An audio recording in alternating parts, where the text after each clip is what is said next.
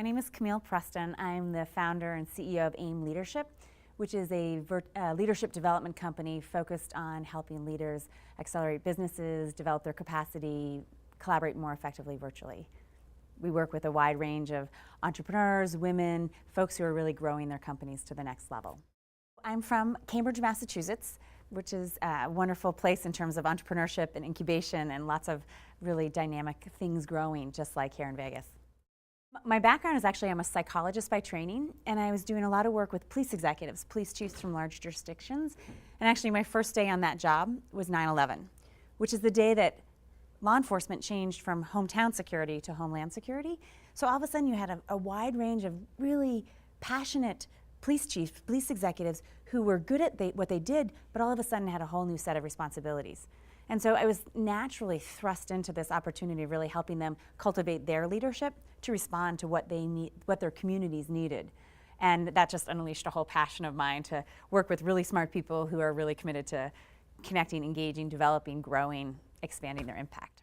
I actually met Amanda at a summit event several years ago in Eden, Utah.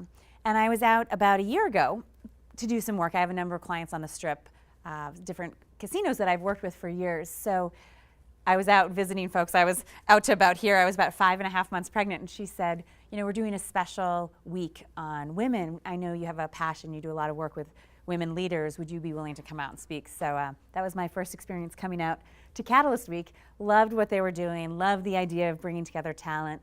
Loved the idea of really promoting serendipitous collisions. And she asked my husband and I if we'd be interested in co-curating this human capital human capital event. So we were excited to plan for after the baby when the weather got nice to come back out and bring some great folks.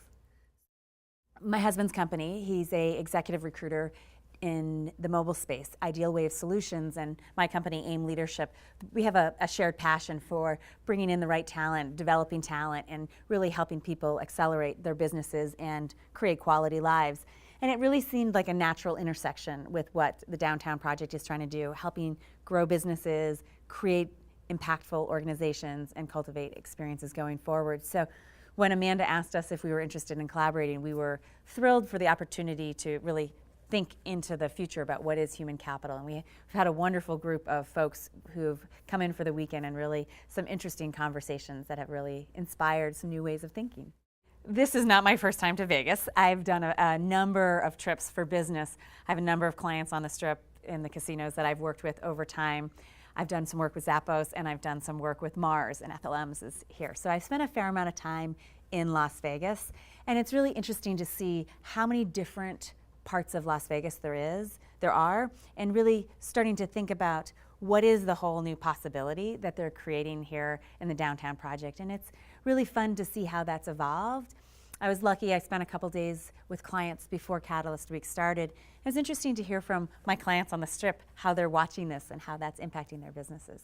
So we arrived Sunday night. We took a couple days to do some hiking over in Bryce and Zion as a family.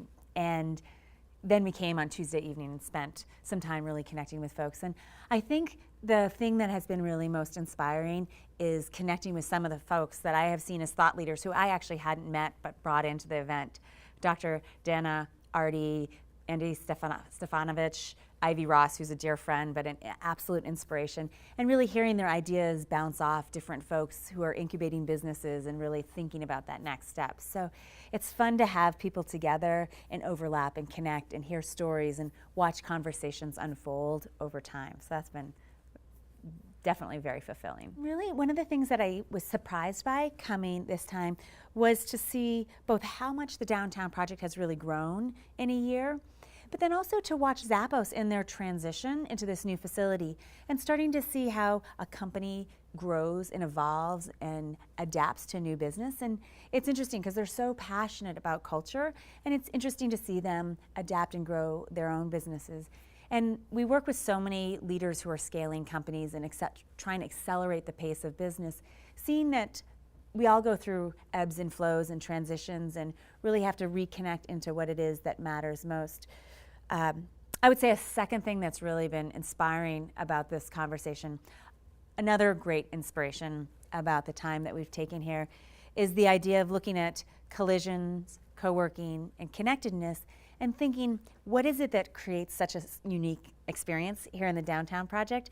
And then how can we start to bring that virtually? So you build on what was created here, but sustain it growing forward so it has that ripple going outward, and starting to explore, how do we grow ourselves to expand that impact? How do we grow ourselves to have serendipitous collisions? How do we break down the paradox of proximity when we're so close to folks but so dialed into our devices, so that we are really virtually effective? A deep passion of mine is this idea of virtual effectiveness, and I often tell people you got to be really clear on the outcome and flexible on the approach. Know where your destination is or what your outcome is you're moving towards, and then build your agility on how to respond to it. And it's been fun to see that the downtown project has really had some of that agility going forward, adapting, adjusting, driving forward.